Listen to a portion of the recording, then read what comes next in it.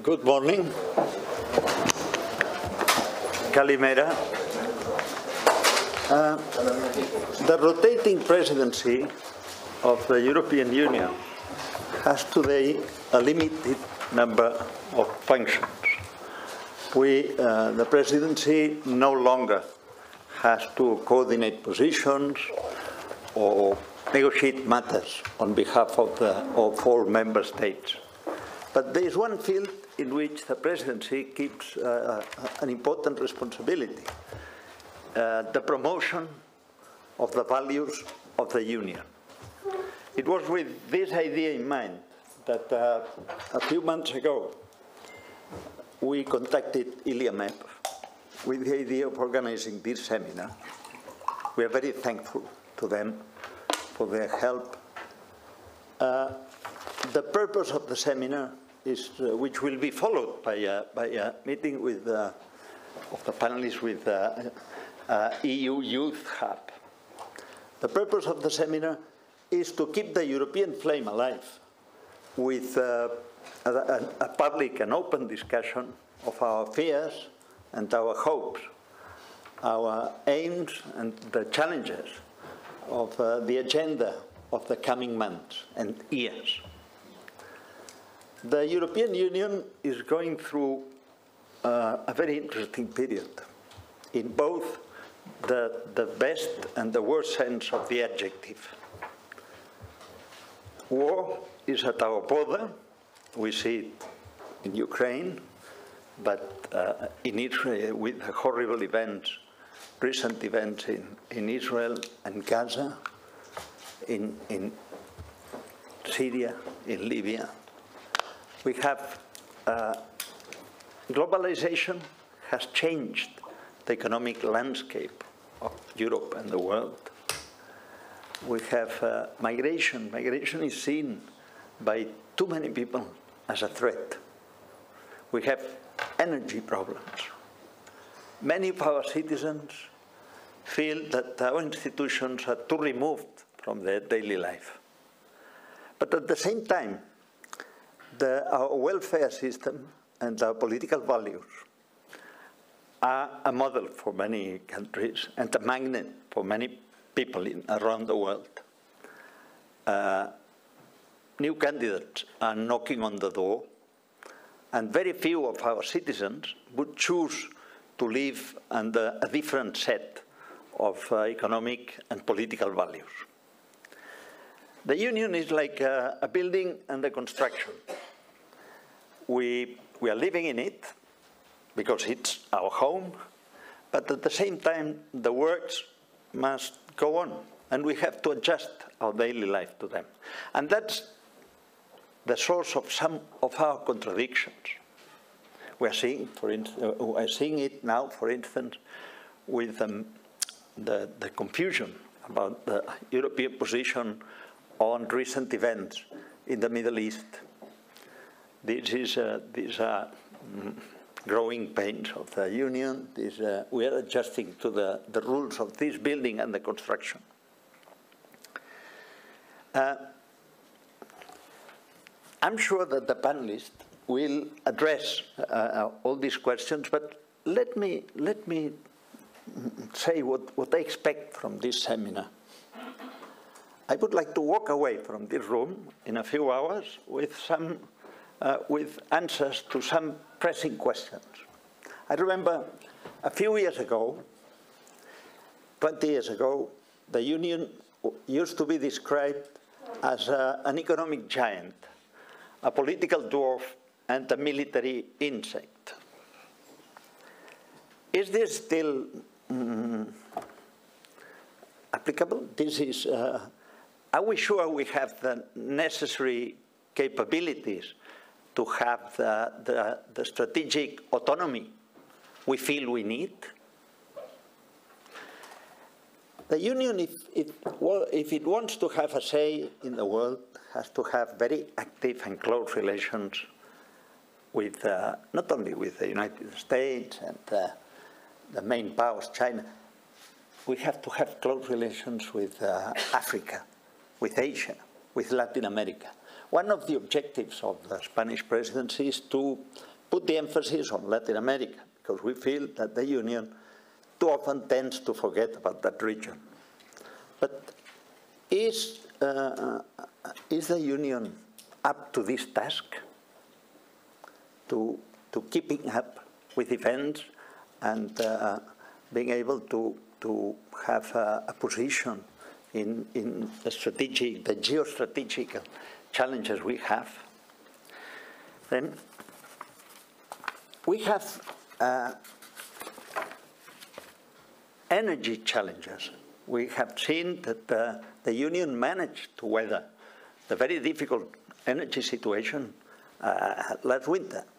But are we sure we will reach this energy autonomy that we need to in order not to depend on third countries? Then there's no doubt that the Union did a great job with COVID. New financial instruments were created to allow governments some wiggle room to cushion the impact of the pandemic on the citizens. But now we have to come back to austerity. Are we prepared to do that? Will we be able to agree on the rules of a new stability pact? Then the Union is attracting many cities, many persons around the world because of our living standards, but also because our aging population and low birth rate. We need migrants, but at the same time, they are seen by too many people inside the Union as a threat, and they are rejected. And too many of them die trying to reach our borders. And this is a tragedy. Are we sure that our asylum and migration policy is working? In a few years, in 2030, if I'm not wrong, if everything goes according to plan, the Union will have 35 members. Are we sure we are prepared, that our institutions are prepared for this enlargement? Many citizens, as I said before, see the Union institutions are too removed from their daily life. If the Union is to succeed, we need a European demos. We need people men and women in the streets of Warsaw, Seville, Thessaloniki, Carcassonne, Rome. We need them to feel that it is good for them, that the Union shares some of the decisions we make. Are we sure they share this feeling? If they don't, the Union will not be viable in the long run. We need these European demos.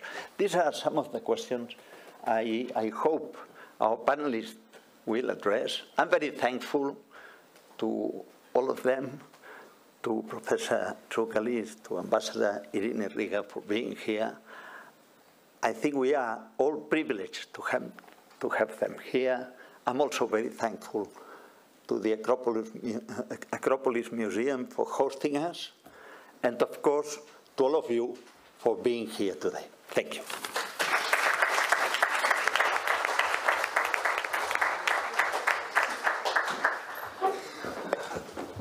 My name is Yannis Paleologos. I'm your moderator today, and I'm very happy to introduce the President of the Board of ELIAMEP, Professor Tsoukalis, for his introductory remarks. Su Excelencia el Señor Embajador de España, Excellencies, ladies and gentlemen, it gives me great pleasure to be part of this event that is jointly organized by the Embassy of Spain in Greece and the Hellenic Foundation for European and Foreign Policy, better known as ELIAMEP, on the occasion of Spain's presidency of the Council of the European Union.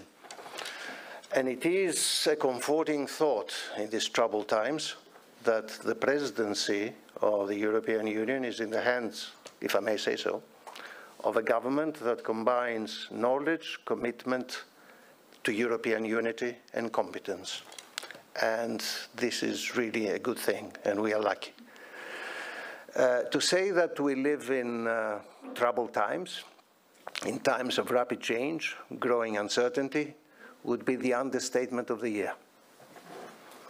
We live in a world when the geopolitical tectonic plates are shifting in a big way. War is back near our borders. We live in times when climate change presents an existential challenge to humankind, when the new technological revolution offers huge opportunities but also presents us with mortal risks.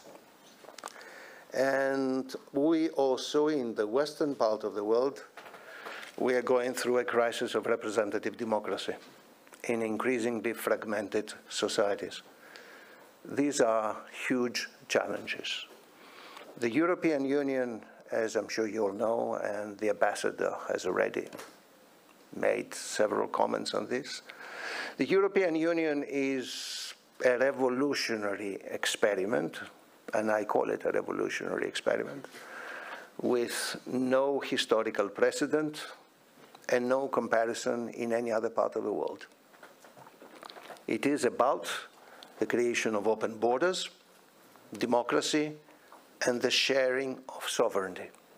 This has not happened before, and it is not happening anywhere else.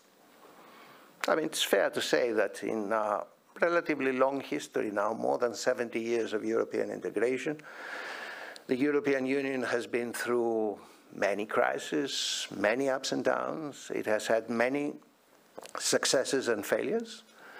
But if you look back over 70 years, what really stands out over the long period, la longue durée, as Fernand Braudel would have called it, is its remarkable expansion in terms of functions and members. It keeps growing in terms of membership and in terms of what it does. So I don't think it's any surer sign of success than that, despite the occasional failures that we have as we go through the period. Now, in this world that is rapidly changing, the European Union needs to change as well. And in fact, the change we're talking about is, if I were to put it bluntly, is about the need to reprogram our DNA. Nothing less than that. And European integration relied essentially mostly on economic cooperation, liberalizing, regulating, redistributing, organizing our single market, and exercising soft power in a world with multilateral institutions, with rules, and under the protection of the United States as part of the Atlantic Alliance. This is no longer. Not only the war is back, but also, I mean, more generally, security considerations are taking over from economic efficiency. Interdependence is becoming weaponized.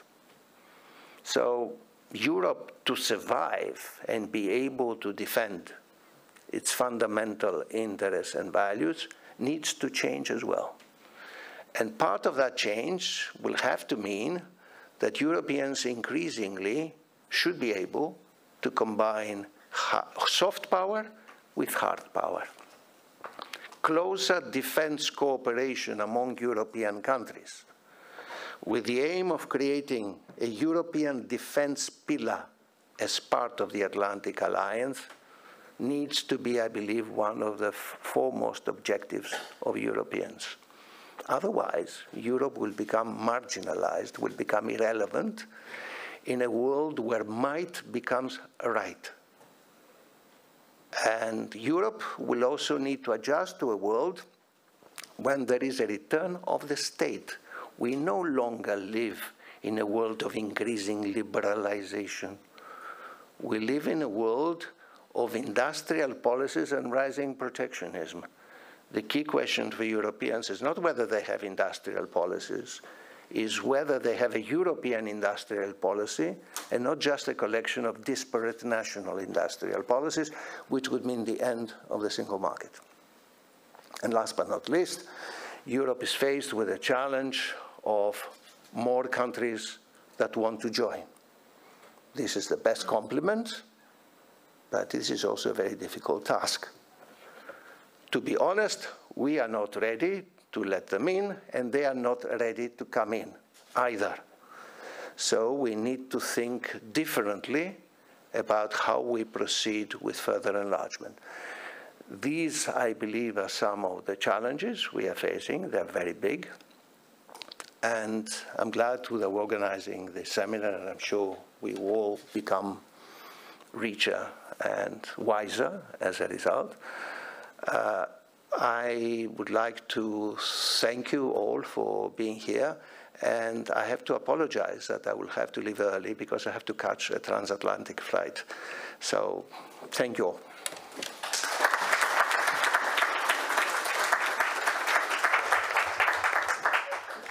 Thank you very much, Professor Tsoukali. And now I would like to call on Ambassador Irini Riga, Head of the Directorate for Common Foreign and Security Policy at the Greek Ministry of Foreign Affairs, to the podium. Your Excellencies, ladies and gentlemen, allow me to start by extending my gratitude to the Spanish ambassador in Athens, muchas gracias, and to ELIAMEP for this kind invitation.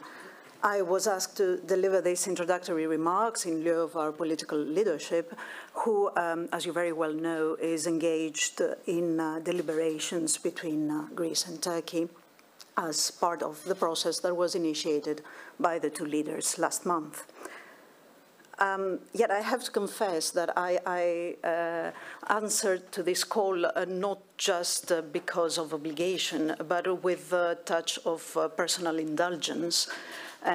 Because it's fascinating that this invitation landed on my desk at the moment when I am ready to turn a page in my career after having been involved in common foreign and security policy issues of the European Union for 10 years, 5 in Brussels and 5 here in Athens. So in these 10 years, I have been privileged to witness a small part of this ever-growing process that we call the most successful peace project in human history. The ambassador called it a building under destruction, and it is so. During this construction, there are pitfalls on the way, however, and we must map them out carefully in advance if we don't want to see our wonderful project regress and devolve in a loose conglomeration of nation states.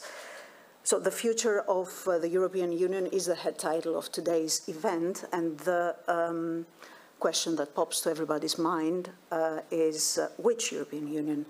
Is it a EU 27 with various degrees of integration among member states? Is it an EU of 35 or perhaps even more members? Can we have both an enlarged union and a more deeply integrated one?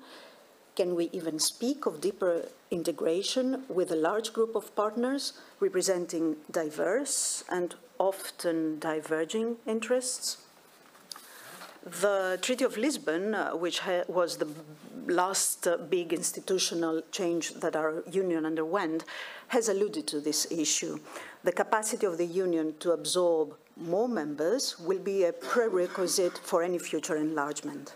The Conference on the Future of Europe sought to address the institutional challenges of such an endeavor and has made various recommendations. Yet the time is not yet ripe for changes that require amendments to the treaty itself. Hence, a group of member states, among them our host, Spain, have come up with a proposition to make use of the so-called passerelle clauses. These clauses, scattered throughout the Treaty of the European Union, allow for the European Council to extend qualified majority voting to a number of policies without resorting to treaty change. This, inter alia, can apply to CFSP matters, but importantly not to defense policy matters. Now, proponents of this view have identified two areas of common foreign policy to which QMV could start to be applied: human rights and sanctions. Well, it's not by coincidence that these two areas have been singled out. Respect for human rights is at the core of the European Union project. It is the Union's trademark on the world stage and a fundamental element of its so-called soft power.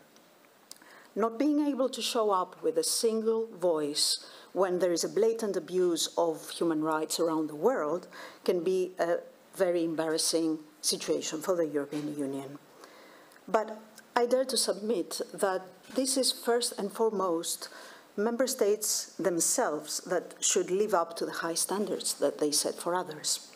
In other words, this is not a matter of faulty application of the unanimity rule in CFSP matters. It's rather a matter of a faulty design of the Union, and this is the issue that we have to address.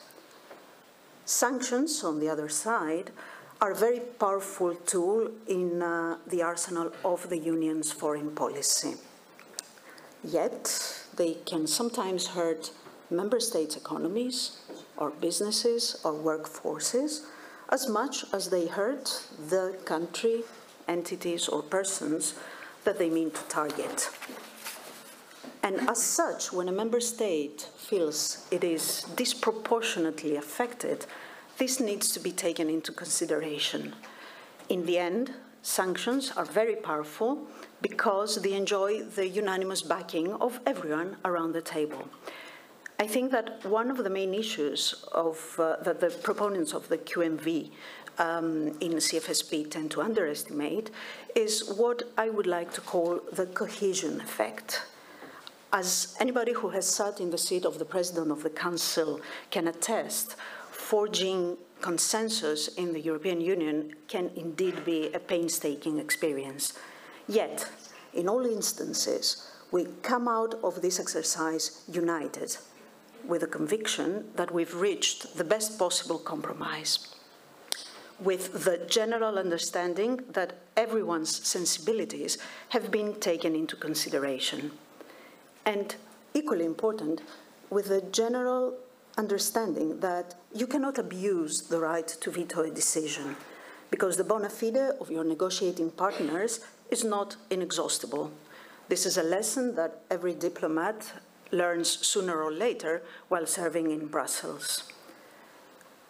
It may be surprising to some of you, but even in the areas where QMV currently applies, very rarely a chairman of a working group actually has put a matter to the vote. Why? Because there is an unspoken rule in the various working groups that we must strive for consensus, and that at the end of the day, each one of us will walk out of the meeting room with a feeling that they have been treated fairly. This consensus-forging experience is the foundation of our cherished peace project. There's always a reason why a member state may invoke the unanimity rule to make its voice heard. And however small this member state may be, it represents a government that has been democratically elected by its citizens. Allowing a supranational entity to override systematically the will of one or more of its constituents is short-sighted, politically unsustainable, and I fear, in the long run, the biggest challenge to European integration. A last word on enlargement in this context. As part of the process to converge with the European Union, candidate partners are required to demonstrate their compliance with the EU's CFSP. They are systematically called to align themselves with the decisions, and the record is being tracked by the European External Action Service and the Commission. Should we shift to QMV, wouldn't it be somewhat contradictory to demand all candidate countries to align themselves with decisions not adopted by all member states. Greece has, since its accession to the then European communities, always taken a front seat in the journey towards deeper integration. This is a strategic, cross-partisan decision, and it enjoys wide support from the Greek society. We want more Europe, not less. And more means both deeply integrated as well as larger, with the inclusion of the partners that meet the set conditions. Ladies and gentlemen, now more than ever, the world could benefit from a stronger European voice. The ongoing Russian aggression against Ukraine, the recent developments in the Caucasus, and now the horrible, unprecedented terrorist attacks in Israel are events that will shape our periphery in the years to come, and our Union cannot afford to stand by. Some have argued that the European integration follows a familiar pattern. It is always a major crisis that brings about the necessary consensus among member states and leads to small but decisive steps towards more action. It took the largest pandemic in a century for the Union to decide to attempt common procurement of vaccines and issue common debt. Now, the Russian invasion in Ukraine has similar effects on our defense industries. The professor spoke about it. We have not only started common procurement of ammunition, we are also devising new instruments which will lead to a deeper integration of our defense industries. As a career diplomat, I'm in the business of being optimistic. It is a dark hour for our continent, but I have faith we will come out of the crisis stronger and more united. And hopefully, along the way, our European family will have grown bigger. This should be our answer to the question, which European Union? This is our answer to the question. Thank you.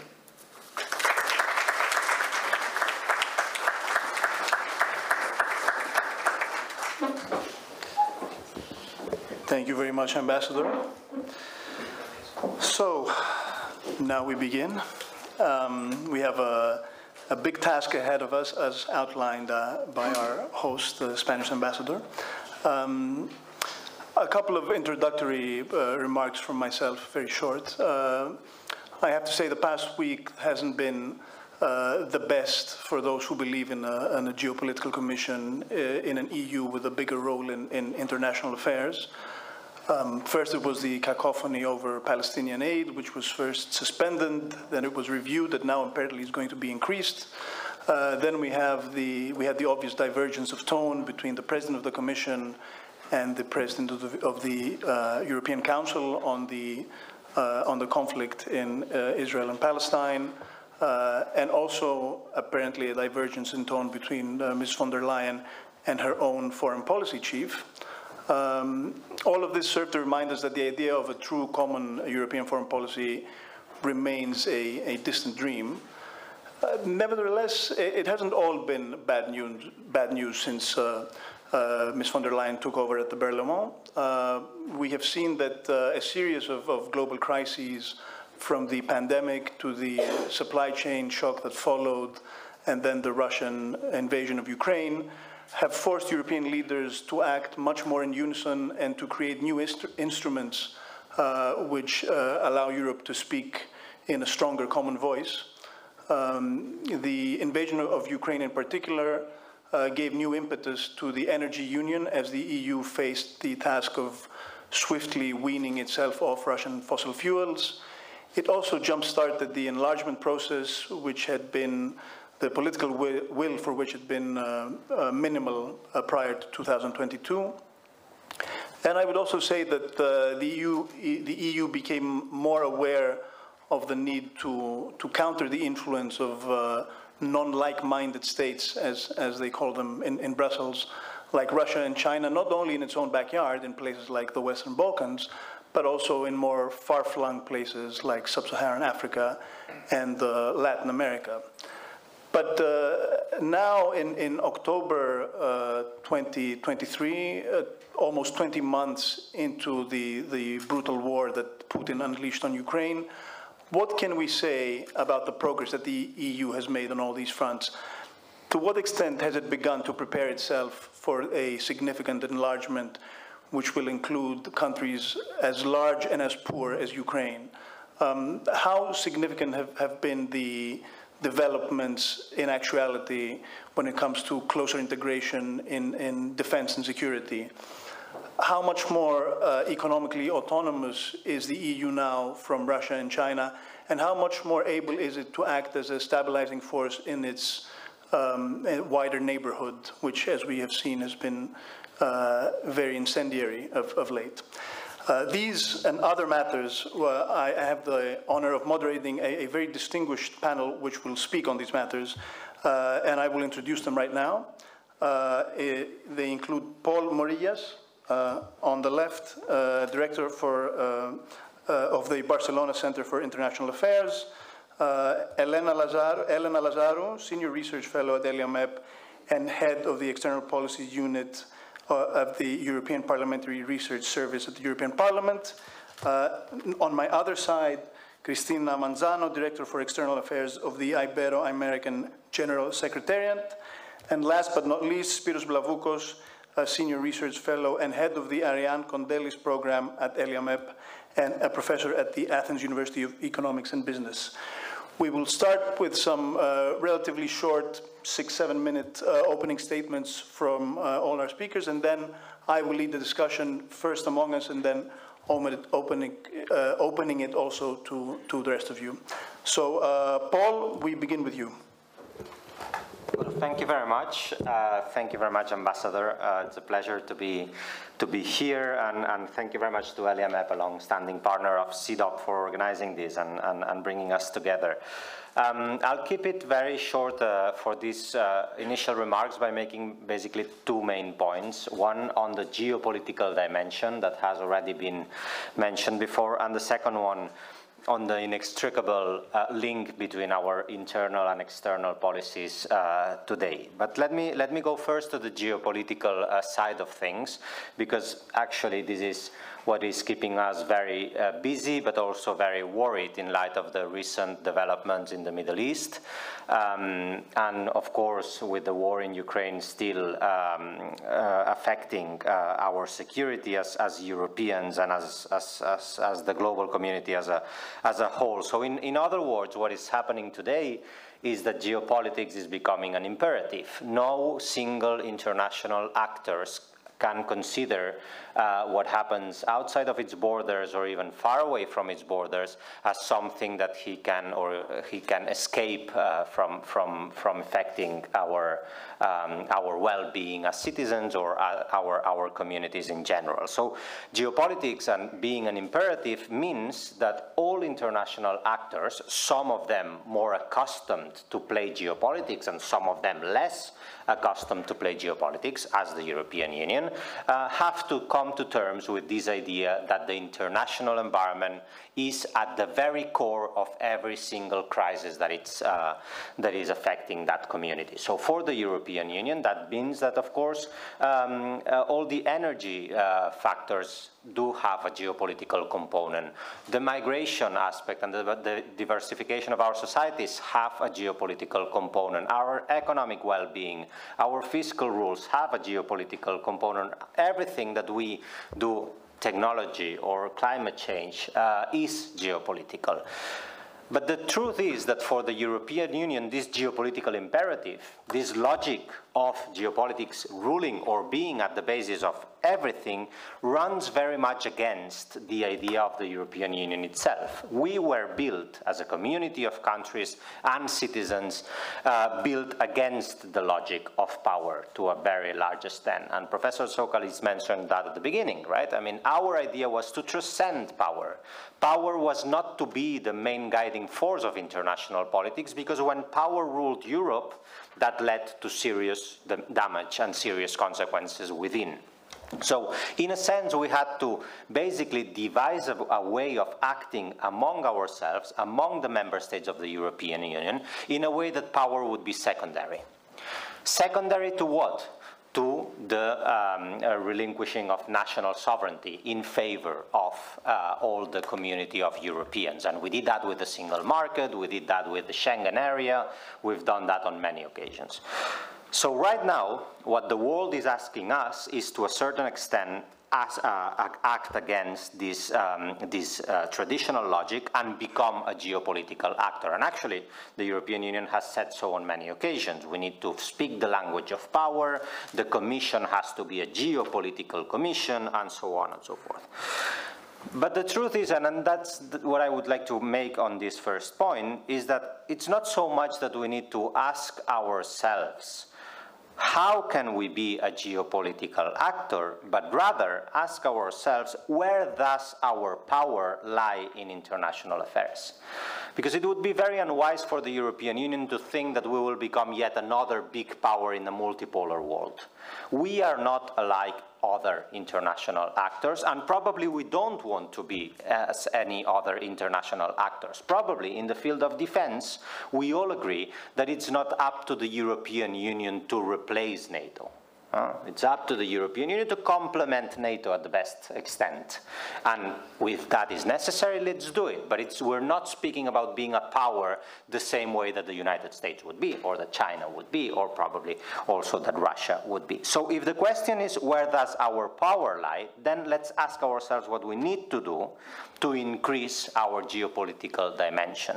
We need to increase probably resources, that we have very limited capacities to act as a geopolitical actor. We need to reform our institutions, because the way they work in foreign policy, it's still very, very uncomfortable to act as an international actor. And we need to promote our values when we're doing foreign policy. So for us, for Europeans, and this is my last first point, and the second will be shorter, is about how do we exert our influence. And truth is that in this very late crisis, we have been very uninfluential. Think about Ukraine. Yes, we are opening the door to Ukraine's enlargement, but this comes with a very high price, and it's very difficult to think about the enlargement process to Ukraine. But let's say the truth. I mean, the big actor in defending Ukraine has certainly been the United States when it comes to aid, military aid, and it's also been the European Union with complementary parts of that aid. It's been a changing point for Europe, yes, and it will be a changing point for Europe, but it's not only with us that the power lies vis-a-vis Ukraine. We have to act together as a community, together with the United States, on defending that. Nagorno-Karabakh, we've been absolutely absent of anything that has happened in Nagorno-Karabakh. We've just seen developments unfold, and we've just taken note. And the Council has taken note on the new reality in Nagorno-Karabakh. And unfortunately, in Israel and Palestine and in Gaza today, as we speak, with the atrocities that have been committed in Israel and the atrocities that will be committed in Gaza probably as well, we need to know where our power lies. We've been so far not only sidelined, but also producing very, very uncomfortable points to the wider audience, be that from the President of the European Commission, be that from the Commissioner for development and humanitarian assistance, and the different voices that have emerged in the Middle East these days. So our influence probably also lies by acting together. And my second point, and I'll leave it here, is that if we believe that the geopolitical imperative is truthful, that we have to actually abide by the logic of geopolitics. We have to refurbish our internal and mental structures to adapt to these changing realities. We need to do so hand in hand with our internal policies. There is no way we can uncouple the external dimension of our policies with the internal dimension of our politics, of our policies. Think about the reconstruction of Ukraine. Think about the enlargement to Ukraine and the reform of the common agricultural policy or the cohesion funds that will necessarily come together with enlargement to Ukraine. Think about the green transition. Think about the digital transition, and all these geopolitical priorities do need more resources in the hands of the European Union. We cannot do big geopolitics or big policies at the global scale without reinforcing our capacity, and that includes the budget of the European Union, to adapt to those changes. Because otherwise what we will be doing is declaratory policies and declaratory intentions on how we need to adapt that. We need to adapt to these developments. Otherwise, we won't be a systematic and a useful actor. So integration of the European Union and our global role go hand in hand. Only one example. When we were discussing of the normative power of the European Union, that is the capacity of the European Union to project norms according to our single market, it happened and it succeeded because we did have a single market. We had power within to project the norms outside, and others were copying or adopting our norms in trade matters, in economic matters, because we actually had that market. If we want to be a geopolitical actor, then we need to have the internal resources at our disposal. Thank you very much. Thank you very much, Paul. And I give the floor now to Spiro. I should mention here that it was their own decision that the men speak first, so you should not read it in any other way. I don't know how I would take this point, actually. It was a joint decision, just to clarify that. Thank you very much. A joint decision of the panel, exactly. Yeah, a democratic decision. Democratic decision, indeed. Okay, thank you very much. Now, contrary to professional diplomats, we academics tend to be rather pessimistic because marketing-wise, that sells better. You know, usually people love to hear things will go worse and, you know, talking about destructions and, you know, some things that will not work at the end of the day. No, I'm not going to ruin your day today. I'm not going to be pessimistic myself. I'm going to be very optimistic, or half optimistic, let's say, at the 3 points that I'm going to make. And I'm going to talk about 3 sets of challenges, or 3 macro challenges, macro perspective, actually, that I think, to my understanding, the European Union will face and will have to face in the years to come. Now, the first set of challenges is related to institutional developments. And obviously, this has to do with enlargement, and we have already heard several points about that. The point I'm trying to make is that at least we're talking about that.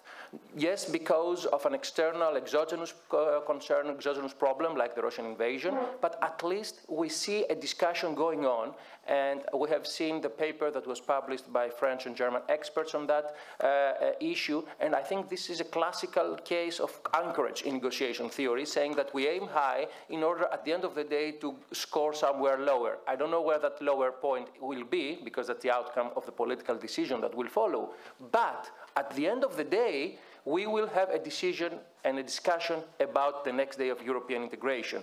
Now, my concern, because I said I will be half optimist, I'm not going to deprive myself from the benefit of being critical as well. I have the fear and the concern that the whole enlargement discussion is being instrumentalized to push forward this kind of changes. I don't see that as a negative point per se, because indeed it may have a value in that. But it is unfair, I think, to, in brackets, use the candidate countries and the whole enlargement process to push this necessary internal reform. I think we need to be fair and we need to be frank to the candidate countries as to when and what conditions, under what conditions they will join the European Union. Now, I'm coming now to the second and the third points that are interrelated. The second has to do with geopolitics, but from a slightly different perspective than the one Paul mentioned earlier. And I think that the main thing that the European Union needs to position itself on is the question of the broad geopolitical architecture from multilateralism that the EU was endorsing for a long time. We have moved to multipolarity, but now we're gradually moving to a bifurcation of the international system, meaning what actually? We have China and US, a rivalry emerging and boiling up. So where will the EU stand? And I think, and this is the optimistic point of view, that we have a role to play there. We are in danger of being sucked in this kind of rivalry, and this is something that we should avoid. At the same time, however, we need collaboration, and we are the first candidate to push forward for this collaboration in order to provide global public goods. And global public goods mean artificial intelligence and regulation of technology, means sustainability, means environment. These are challenges, global challenges, that cannot be mitigated or tackled by each individual actor alone. So we need to collaborate with all these partners, and the European Union is the actor who has the potential of playing the bridge among these two polars of the international system. This is something that we should build on, because this is exactly what we have been doing for many, many decades. This is in our DNA, in order to use Lukas Tsoukalis' word. Final point about geoeconomic developments, and I think the geoeconomic environment is changing as well. European Union has been a project of economic prosperity, economic growth, built on particular economic milestones, from the coal and steel community to the customs union, single market, economic and monetary union, and so on and so forth. Now things have changed, but unfortunately we don't see economics as a driving force any longer, because exactly geopolitics and politics, international challenges have sucked us in this kind of difficult situation. However, what we do see emerging as a new kind of geoeconomic imperative is the need for industrial sovereignty. And this is a good way to bypass all the impasse that is being noticed and being identified in the fields of defense. Yes, we have progress, I acknowledge that, but I think that we would expect something much bigger with the big challenge of the Russian invasion to Ukraine. This hasn't really occurred. Timid steps, we have moved forward. Is it possible to accept something more? For the time being, I'm afraid not. Is there a solution? Is there an option out of that problem, this dead end? And my answer is yes. Focusing on industrial sovereignty, that's exactly what the Commission has been doing lately, and the European Parliament as well. We are looking at critical raw materials, at supply of microchips. These are issues, global supply chain. These are challenges that we need to take into consideration, and these challenges are much closer to our traditional DNA in economic collaboration. And this is a field where actually there is a much greater convergence or consensus even on how to tackle that, whereas this is not the case for defense and CFSP. I see the prospect and future in that, but I strongly believe that our future, at least in the foreseeable future, comes through tackling these geoeconomic imperatives. We are better equipped to do that. We have experience in doing that, and I think the starting point is even much better and closer to collaboration than in the other environments. Thank you very much. These were the 3 points that I would like to raise, and I'll give back the floor to you.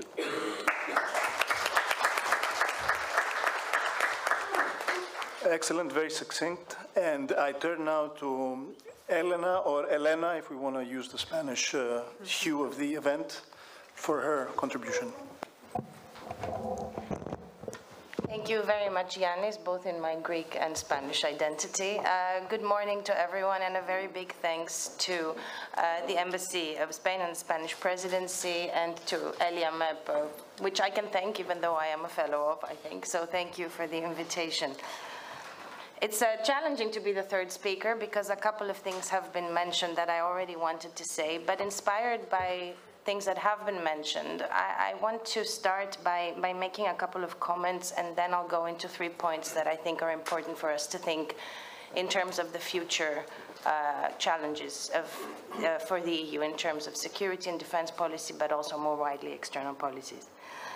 The first thing I wanted to do is, again, inspired by what I heard, or rather in reaction to, is to add an extra word to the title, if I'm allowed, because institutional challenges, external action, and security and defense collaboration are there indeed. But I think in order to resolve some of the questions we have to also think of the legal challenges, and rather the legal limitations that the EU faces. Because a lot of what is said about the cacophony, and this I say in my own personal view, it's not any institutional view that I have, but a lot of what is said about the cacophony derives from the fact that there is a specific treaty and specific agreements based on which the EU operates that assign different roles to different personalities in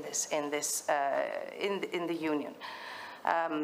And a lot of what is done in foreign policy is, according to this treaty, assigned to decisions made by the member states, but there is public communication that very often tends to forget that. So I want to say that it is important first to think of the treaty, of whether we've implemented it to the degree necessary, of what other options that treaty gives, and also to think realistically that a lot of the foreign policy options are limited by that treaty, and yet there is no big desire to reform or to to reform the treaty. So I think it's important. I suppose I start, and without having planned this, with a point on communication and education, which is to evaluate the EU's foreign and security policy. We also have to think about what the EU is able to do in its foreign policy and how it is able to do that. And to understand that in this field, a lot of what is done may not appear to be by the member states, but as the ambassador has mentioned, is to do a lot with the member states. So I put this as an opening remark here, because then I will go into what I think are the challenges. The ambassador, there's a lot of ambassadors actually. I was referring to Ambassador Riga before, now I'm referring to Ambassador Casajuana. The ambassador talked about the concept of strategic autonomy, and this is not necessarily a philosophical discussion that I normally want to start with in my remarks, but I do think it's an important moment to think about what that autonomy means. Does it mean the autonomy to promote certain values as originally had been thought by this Commission, or does it mean the autonomy to defend the EU? And I would argue the big normative shift that we've seen in the past years, and even more so today, is that we've moved for a place where this Commission labeled itself as geopolitical, and we all put our eyes on it to see what it will do in the external environment. But it was really because of a sense of needing to promote some values and interests that the EU considers its own, based on the treaties again, but had been seen as being challenged by the international environment. I would argue that today, if one looks at the geography, and as everyone in this room knows, geography is one of the biggest components of geopolitics. Today it is about defending, because the circle of crisis that has been mentioned right now by my fellow panelists, Russia's war on Ukraine, the crisis in the Middle East, the renewed crisis in the Middle East, the Caucasus, and every ripple effect that is having on the wider area of Central Asia. This is the neighborhood. This is not anywhere far away from the EU. So at the moment, anything being set out in terms of policies is also to defend and secure.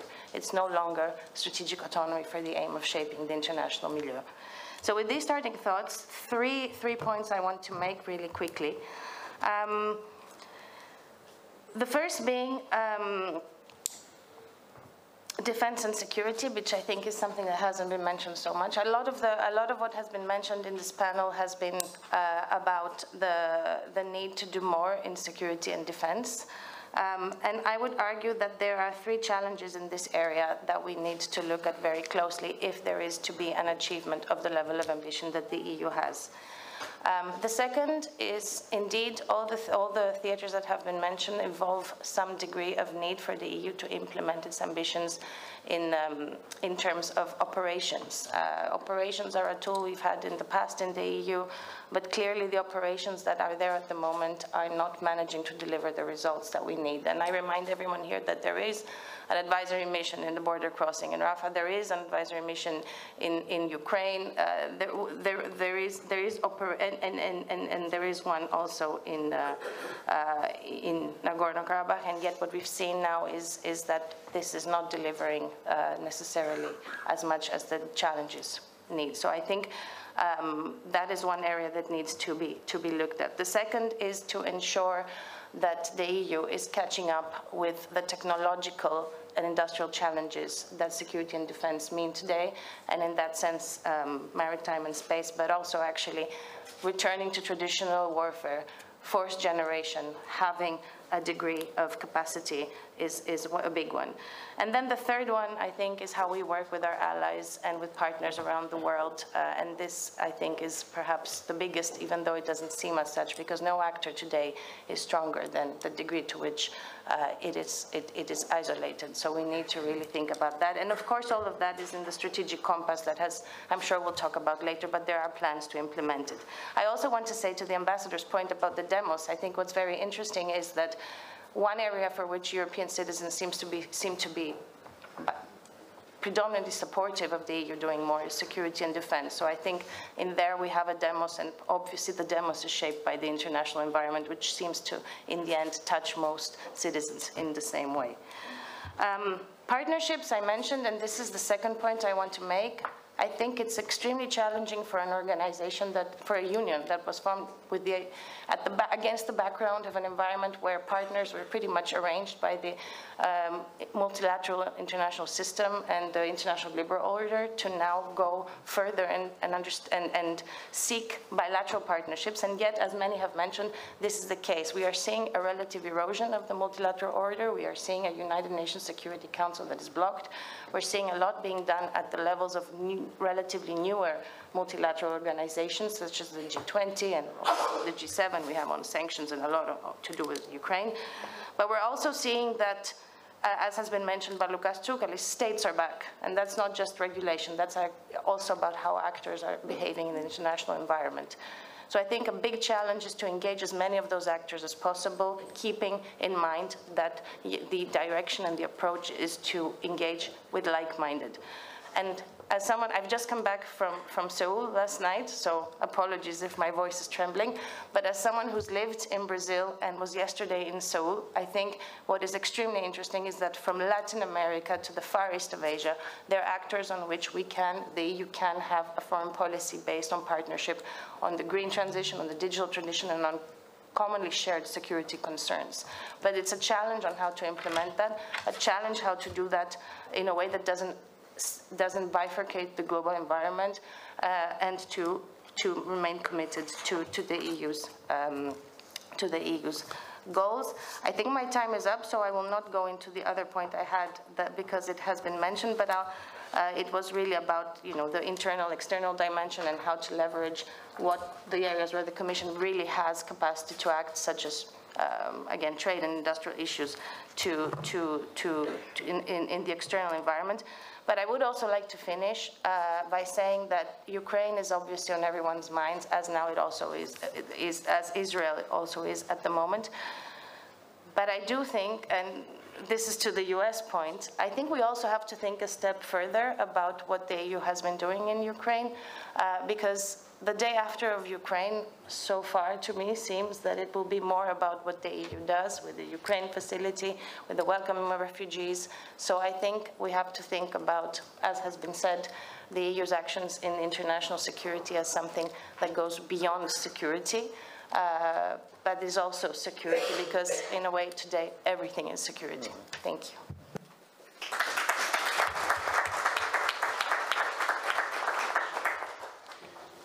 Okay, thank you very much. And I turn the last but not least to Christina, who will talk to us, among other things, about some of these potential partners further afield in Latin America.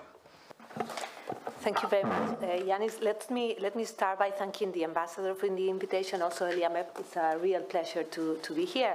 And I asked Yanis to be the last one because I want to share with you some ideas about one example that I think fits in everything that has been said before, and that is the renewed relationship with Latin America. For many of you, it can look like an unexpected, unlikely partner, an unexpected ally, but I really think that it fits into many of the issues. Elena just said that everything is security now. And yes, even if we are not talking about defense, Latin America plays in this role of the new geopolitical landscape, this idea of a geopolitical Europe, but also feels in the field of open strategic autonomy, as the Spanish presidency likes to say, the open strategic autonomy, and of course, indeed, in this large, extended concept of security, which is not any longer just defense, it's also energy, it's also food, it's also everything, it's also health, of course, as we learned with the pandemic. Let me give you just three very simple reasons why Latin America matters for the European Union. To start with, I would say, it matters because we share history, we share values, and we share interests, which plays with all the things that have been said before. We share history. Of course, coming from Spain, it's a special history, but we are part of this idea of the Western world. with all its caveats, but we are part of the Western world. In terms of interest, Latin America has many of the resources that are critical for us in the future, in the very near future, are critical for us in these very well-known green and digital transitions. It has more than 60% of the lithium reserves in the world. Lithium, as you may know, is the critical material for batteries, for all the batteries, from our mobile phones to our computers to our electric cars, everything, 60% of reserves. It has 30% of water, potable water in the world. It has more than 30% of arable land in the world, talking about food security, for instance, and so on and so forth. It has many of the materials that we need. And it's part of our friend-shoring, if we want to say, using the new terms in supply chains, but we are not using that capacity well, at least not so far. So it's for interest, economic interest, but it's also it also plays a very important role in this reconfiguration of the world order, and it's part of our conversation about how we speak with the so-called global South and how we learn to approach all the countries with different perspectives, and that is part of the learning that we need to do if we really want to be a geopolitical player. And this comes in a time when China's presence has been growing, especially in economic terms. The EU used to be the major trade partner in many of the Latin American countries. Now China is the major trading partner for South America. Of course, Mexico is a different player in its relationship with the US, but China is taking over. It also was taking over, now it's stopped a little bit in investment terms, but in economic terms, China is a growing and ever-present partner there. But not only that, our having neglected Latin America as Europe as a bloc has also made that Russia, which has not a lot of economic interest, has not got a lot of economic presence, has imposed its narrative in the war. And in many, it's soft power. Russia has been using very well its soft power in Latin America with its TV channels and disinformation campaigns and so on. But the narrative, the dominant narrative around the world in many Latin American countries is pro-Russian. And that has to do with our not doing enough in the region. The example I wanted to share with you is the recent EU-CELAC summit that took place in July in Brussels. And this is important because it gathers 60 countries. 60 countries. It's a lot in terms of population, in terms of GDP, in terms of political power. Of course, there were many difficulties. I will save you that many difficulties in the path to the summit, but that was our goal by the Spanish presidency. We wanted to push this renewed relationship. And in my view, it has been a success for very simple reasons. First, there was a summit. As I said, it was difficult, but there is a renewed dialogue between both regions. That is in the current context of confrontation, of division. That is in itself, in my view, it's a success. It also had a final declaration, which was a real problem. Nobody bet on having that declaration at the end. As you may know, there were big differences specifically regarding Ukraine, but just for one country, Nicaragua. All the rest, including Venezuela, including Cuba, which are usually more pro-Russians, signed the declaration. So that was another success in terms of political will. Then there was this tool, Global Gateway, which was firstly envisioned for our relationship, economic relationship with Africa, but has been also shipped, somehow adapted to Latin America. This is so-so. There is on the table a package of 45,000 million euros, more or less distributed in 132 projects. This is like the headline.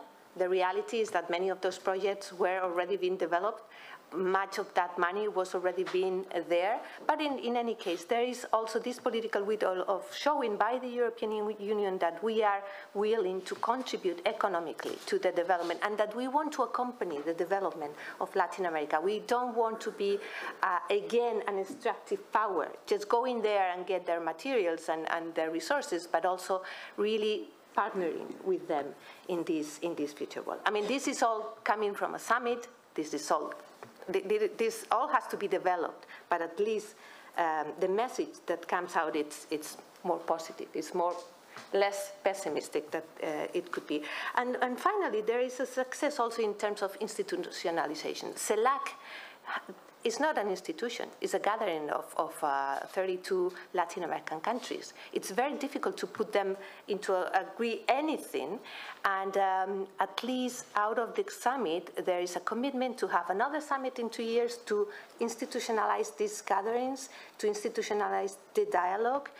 In between these 2 years, there will be ministerial meetings, there will be all sorts of meetings. So there is this will to keep on going. The challenges that after the Spanish presidency, this will fade away. And, you know, the environment and the context is pressing enough to think that this is a real challenge. We will be focusing, of course, in Ukraine, in the Middle East, in the Sahel. Those are the present challenges. But one warning is, let's not forget Latin America. Our foreign policy, our security and defense policy should take that into account, as well as all the other urgent matters. There is also a challenge that Global Gateway just remains a headline, and that there is no real investment and no real capacity to move forward with accompanying this economic model. There is a very current challenge that Mercosur is not signed. This has been pending for 20 years. And for many Latin American countries, is a warning to that we care or we don't care. Maybe you know that Paraguay has already warned, the new government in Paraguay has already warned that if by December 6th, the Mercosur agreement has not been signed with the European Union, Paraguay will move out of Mercosur and will go on signing a bilateral agreement, free trade agreement with China. That is the state of the situation there. So, and the problem is that the Spanish presidency is not having enough power to move that.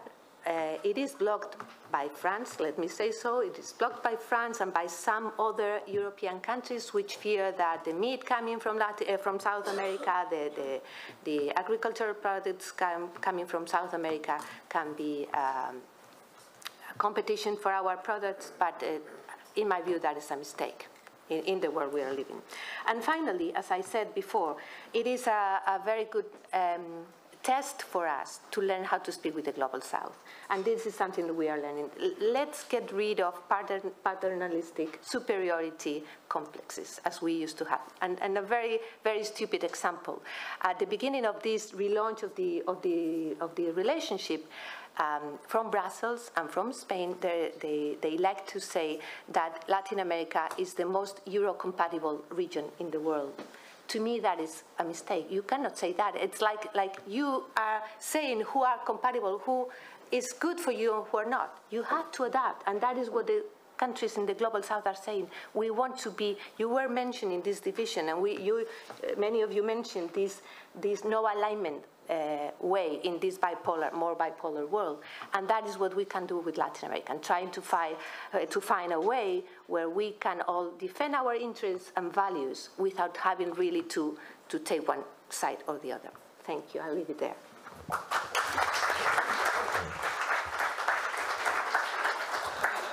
Thank you, Christina. I would now like to put some questions to the panel, going in reverse order, and therefore starting with you. I would also like to say that you should feel free, other than responding to my question, if there's something else that you heard from the other speakers that you want to respond to, feel free to, and feel free to interact more together and bypass my own annoying questions. But what I wanted to ask you is, I want to touch upon this last point you made and the earlier point that you made about the the fact that there is now a pro-Russia narrative in many Latin American countries with regards to the war.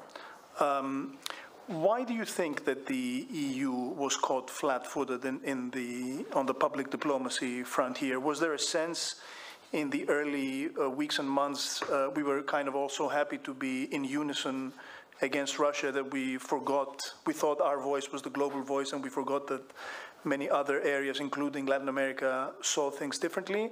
And as a corollary to that, has the EU improved on that front? Has it understood that it needs to convince and not just automatically assume that countries outside Europe see the conflict the same way? As I said, I think the EU was caught out of foot because Latin America was neglected for many, many years. We either took it for granted or didn't care. Of course, Spain always cares. Of course, Portugal always cares. There is a lot of, and some countries like Germany have a lot of investment there, have a lot of interest there. But in general, it's out of focus for us. So one thing, one reason was that it was neglected. The other one is that we also took for granted that we were right, and that I mean, we cannot. Nobody here has any doubt that Russia invaded Ukraine illegally, going against the Charter of the UN and so on and so forth. But we didn't pay attention to those countries saying this is not our war. We are caught in between because this is affecting us in inflation terms, in fertilizers that are not coming, food security. I mean, they have the food, but they don't have the fertilizers coming from Russia, for instance. So it is and also the influence of Russia and the influence of China. We don't want to take sides. You don't have to tell us what to do and so on. There was an example, and many Latin American countries were very upset, and that were the votings, the different votes at the UN. Because for a short period of time, some European countries went to the Latin American capital saying, you have to vote against Russia. And they said, no, you are not the one to tell me what I want to, what I need to vote for. I will do it in terms of my own interests. So all those things had to do with why we were caught off guard. And then, as I said, the narrative, we have a problem in our soft power in communication. Elena started with that. We are very good at doing some things. We are not so good at telling some things. And Russia did it very well. It is spread with their channels, their views. Is this, I don't mean to malign a fellow Spaniard, but is this a little bit the problem with the garden and jungle analogy of Mr. Borrell, that it gives a sense that, other countries, in order to be, as you say, Euro-compatible, have to adopt our ways? I think that is the message that has to change, definitely. Yeah, definitely. Let me add something about another topic, which was mentioned, not regarding Latin America, and that has to do with strategic autonomy in defense, and how the war in Ukraine is, at least temporarily, increasing our dependency on the US. Yep. Because our buying of weapons and munitions and so on is coming from the US because they have the resources, they have the industry ready, and we didn't. It's true that we are setting the basis for increasing our defense, but that to me is a paradox and a contradiction. We are looking for having more autonomy. We are increasing our dependency in that field and in many others too. Okay. Elena, turning to you, there was many to pick from in your remarks, but I was struck a little by your assertion, if I understood correctly, that you feel that the European demos is ready and is supportive of closer defense and security cooperation, collaboration, integration.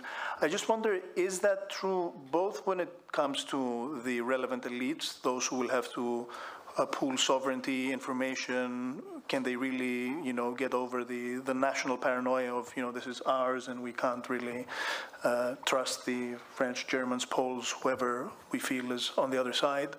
And also in terms of the public, I mean, there's often a question, You know, if a Baltic country were to be invaded by Russia, God forbid, would Greeks be willing to fight on the side of Estonians, or conversely, would Estonians be willing to fight on the side of Greeks if there was an invasion by Turkey? I just wanted to get your thoughts on that. Thank you for that question.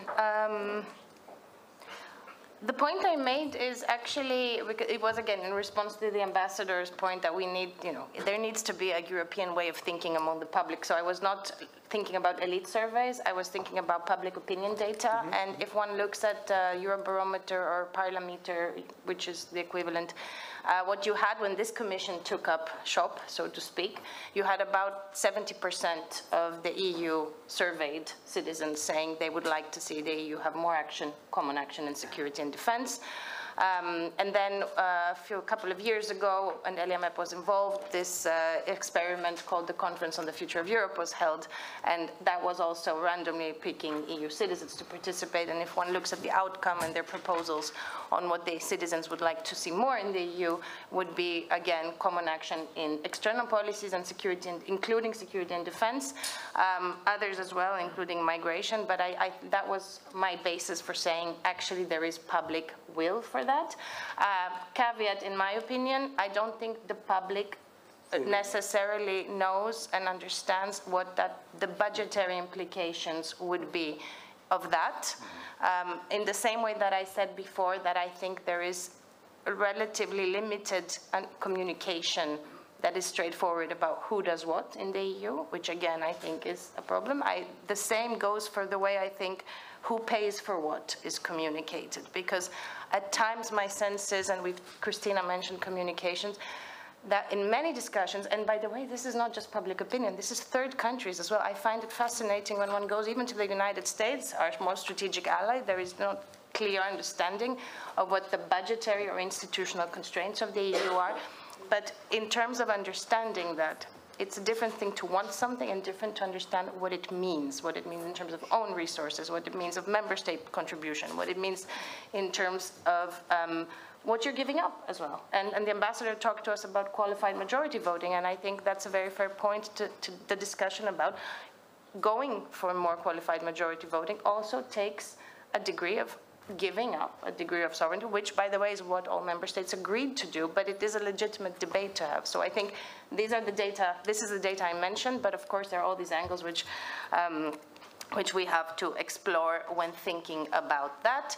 And interestingly, on the Ukraine topic, war on Ukraine, the European Peace Facility, which is, I think, at the moment, the most substantial financial means by which security and defense is being supported in Ukraine. I leave outside other macro-financial assistance, humanitarian, etc.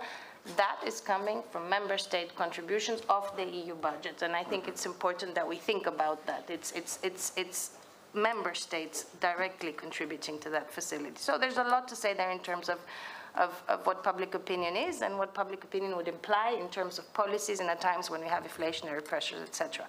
On the topic of solidarity, because that's I think that's at the point of your question, is would member states that agree to move further with common security and defense commitments support each other in a situation where that was needed? I think that's the precise reason why the discussions about how that would be legally binding are very, very vibrant in Brussels. Can the EU have its equivalent of Article 5 of NATO? No, there's Article 42. 42.7, yes. But beyond that, I mean, that's one aspect of it. I think the mentality shift, can we see a mentality shift? Can we see this geopolitical environment where basically you wake up and you don't know where the next crisis is and how it will affect you? Will it affect your energy, your water, your food, your navigation, your ability to bring things from China? And is that making member states think more about an EU common approach to security crisis? I would say on my optimistic side will say, and I'm Greek, so I don't know how many in this room are Greek, but there's been very interesting move in Greece lately to take more interest into this in the Sahel, which is not traditionally an area of Greek foreign policy. And to me, this is a manifestation of that. There is a discussion, okay, not a move, but a discussion. I understand that certain recent events have made some of the Nordic member states consider that maybe some of the southern or southeast countries that some member states see as a challenge are perhaps more of a challenge than they had previously thought. And I also think that various changes that happen I think China also increasingly we're seeing a convergence there. So I think the solution to that question is found in Paul's intervention. The more the EU legislates internally in a way that the internal-external dimension is more pronounced, the more the security challenges from outside will seem the same, because they will really hit at the core of the economy, which is integrating more, the green policies that are integrating more, the industrial that is integrating more. So I hope and I believe this could be a way of going, but if you're saying to me tomorrow, if there's a war in a specific country from an actor that is not very relevant to another, will they support it? I think they will, but to what degree and how, that remains to be seen, and this is why perhaps we need to have EU-level capabilities. Just one point on Latin America, because I always, not that many opportunities to bring that up. I think Christina made some excellent points. And moreover, I think it's an excellent example to demonstrate how, even with a partner that is, I don't like compatible, but as like-minded as is these days possible in some areas, the legislation that we are internally bringing in the EU creates concern, because the concern now is not just from the EU side not to sign Mercosur. It's about the carbon border adjustment mechanism and the way it's seen in Latin America. It's about supply chain due diligence and how it's seen in Latin America. Deforestation regulation, how it's seen in Latin America. So I think that needs to be a space of communication, understanding, and exchange in a relationship that I believe will go forward. But also when we think about other areas, Southeast Asia, Africa, to see how that can be an issue where agreements are reached. I'll just make two very quick comments to say that, first of all, it was noteworthy that the defense pact between Greece and France included this element of the Sahel, and the Prime Minister at the time argued that this was not just a bilateral pact, it was also something that opened up wider defense security collaboration in the EU. And perhaps that's not such a stretch to argue. I would also mention that when I started writing for American magazines about the EU, because you mentioned the understanding that there is in the US, I would write about the EU Council and the European Commission, and they would write back, you have to explain, why are they different, why do they have, there was total ignorance, and total ignorance among educated Americans, not, But moving on to Spiro. Spiro, I want to ask you the following. There was, you touched upon the issues and the challenges of enlargement. Obviously, the biggest, I hesitate to say, but I will say prize, but also challenge is Ukraine. And we saw recently in the heat of the pre-election campaign in Poland how a governing party which was among the staunchest supporters of Ukraine quite rapidly turned against Kyiv. And I guess my question is, without wanting to emphasize your pessimistic side, if the discussion on enlargement moves, if the war is over so that urgency is no longer felt, how concerned are you that democratic politics in various member states will become insuperable obstacles for accession? I'm sorry, I'm so sorry. I have to wear my pessimistic hat. Sorry about that now. Now, let me a little bit come back to the beginning of the war, or the invasion, the Russian invasion, and we had this kind of thought, that consideration that actually the gravity, the center of gravity of the European Union would tilt eastwards, exactly because the countries in Central and Eastern Europe were actually kind of scolding the rest of the Europe. We told you so. We shouldn't be trusting the Russians for what they were going to do. And they did tell us. They did tell us. And many countries in the West didn't actually buy that argument or didn't want to buy that argument. Now, for some time, therefore, there was the feeling that a coalition of countries in Central and Eastern Europe could actually lead the way forward. This only happened in the case of Ukraine, and recently it's no longer the case, even like that. Why? Because I think the moment we started discussing about enlargement and the enlargement prospects came in the foreground, countries in that region realized that there will be winners and losers. And guess who the losers will be? The losers will be exactly the countries in Central and Eastern Europe, because it's exactly those countries that will suffer more from the less funding available and economic cohesion and social cohesion going down, interest and emphasis in the reconstruction of Ukraine, and rightly so.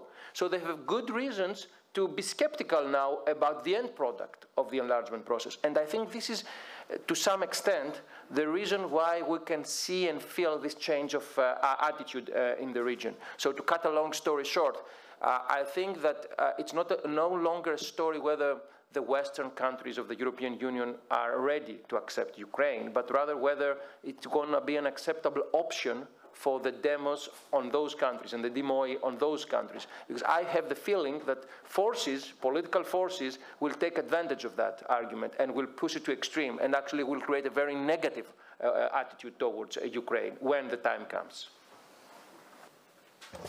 All right, and turning to you, Paul, a couple of things stemming from your intervention. First of all, I mean, you said, and of course you're right, that if the EU wants to project more influence in the areas where it's best able to, it will need more common resources. What appetite do you think there is for such common resources to be made available? And second, would you agree with the point that Spiros made that that the EU is much better suited to project that influence in geoeconomics than in the strict than in security in the strict sense?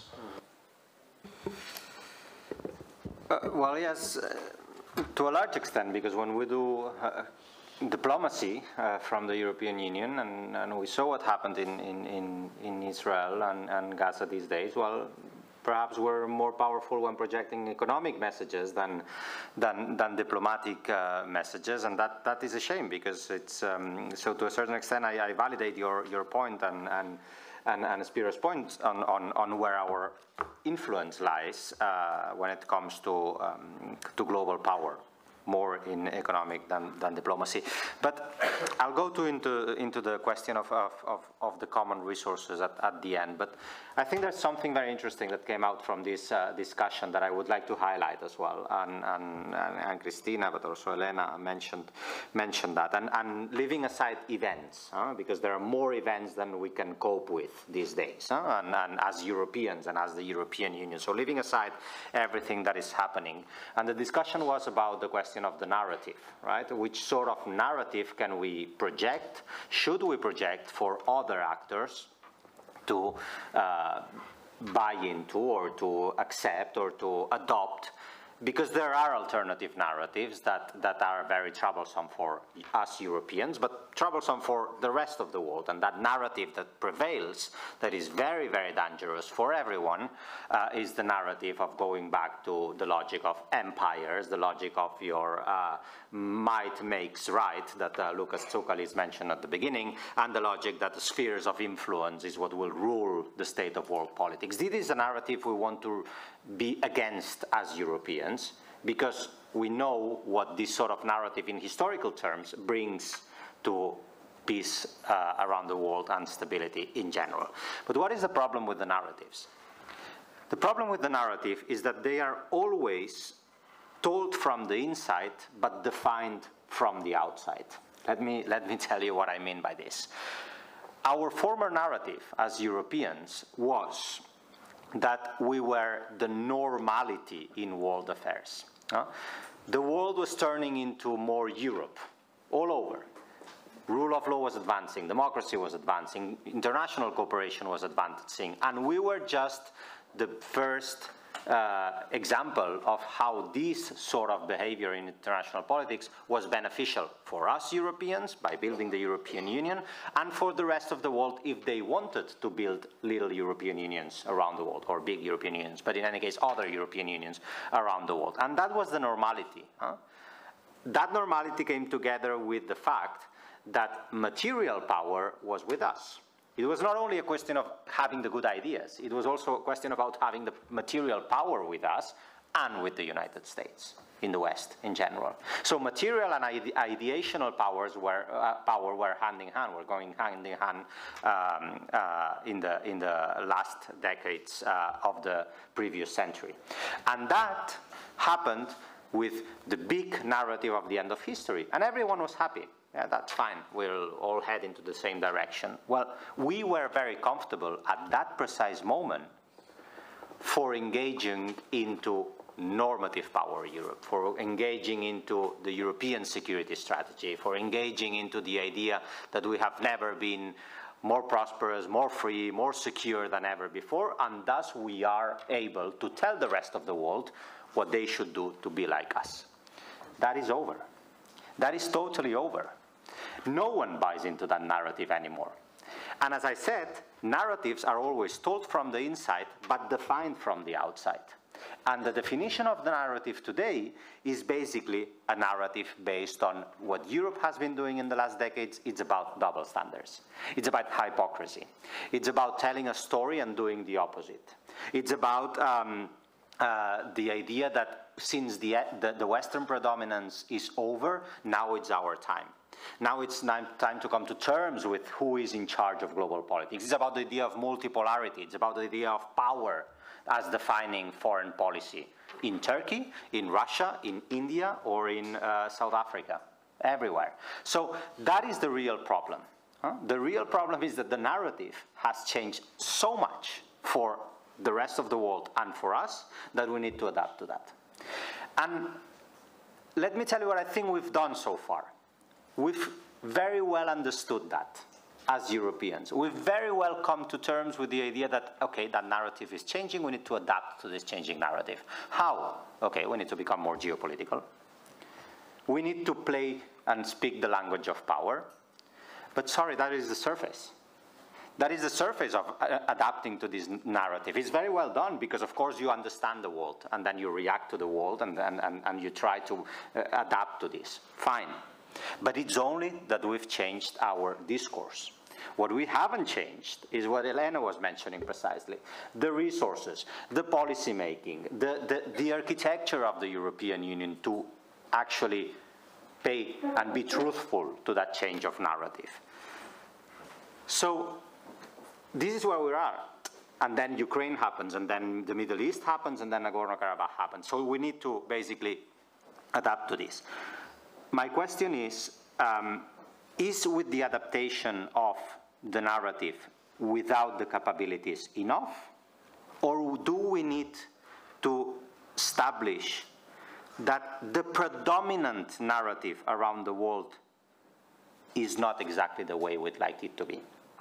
It's not that we need to engage with still the basis of who we are. And that's what I mentioned in the first discussion, in the first round. We need to make sure that interdependence is still something important in this world. We need to make sure that multilateralism is still something valuable and worth keeping. We need to make sure, and this is our way of understanding global politics. It's not but by saying that we will be another geopolitical actor into this jungle that you mentioned before, and the High Representative mentioned, not with a lot of fortune. So perhaps we don't want to be part of that. Perhaps what we want is to set another standard in global affairs, and we have to pay and be truthful to that standard. So in a certain sense, we need to think about the kind of power against this predominant narrative that is taking shape around the world. And to come to your point, and I'm keeping it long, sorry, that necessarily needs common resources. I'm sorry. I mean, it comes with the idea that as much as you write on paper, you need to deliver. And yes, there are very harsh discussions about the fiscal rules today. But we have one example, is that when we decided that common resources could fund a joint recovery fund coming after the pandemic, well, it didn't lead to the destruction of European economy. It led to more resources being generated, and we can judge whether the resources were perfectly spent by mostly Spain and Italy. And we must make sure as Europeans that that project, that idea was done for a good reason. But if we do the evaluation and the expenditure was more or less well spent, and the economic stability of the European Union was not going nuts and going in all sort of bad directions, but actually... And the cohesion was better than before as a result of how we reacted to the pandemic, well, listen, maybe we need to come to terms with the idea that we need more common resource, more fiscal capacity at the European Union level, and more supranationality in that area. And I think that's fine. We will have learned from history, and that is good, but we need to make a step forward. Is there appetite? No. There is a lot of reaction by member states. Is there a need? I think so. I mean, there was a lot of resistance to the recovery fund when it was first mooted, and I think everyone would agree today, especially in the countries of the South, which suffered a lot during the financial crisis, and where the reputation of the EU suffered a lot as being an instrument of their suffering, that the recovery fund has played a critical role in changing that reputation of the EU in these countries. Our name tags have wilted. People need refreshments. There is a coffee break, I'm told, which is at the museum coffee shop, which is here on the ground floor. See you all in 26 minutes.